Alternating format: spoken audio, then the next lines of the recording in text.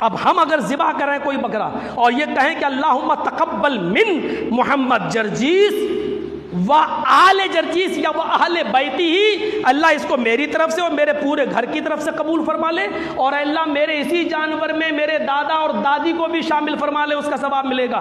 تو اور ان کے علاوہ بھی جتنے لوگوں کو ہم شامل کرنا چاہیں، اللہ کی قسم ثواب میں ایک ذرہ برابر کمی نہیں ہوگی، اللہ رب العالمین سب کو برابر ثواب دے گا، اور اس کا گوشت آپ کھا بھی سکتے ہیں اور بانٹ بھی سکتے ہیں۔ یہ سب سے اچھا طریقہ ہے۔ اللہ کے رسول 2 جانور ذبح کر رہے ہیں، بخاری کی حدیث موجود ہے، ایک جانور پر کہہ اللہم تقبل من محمد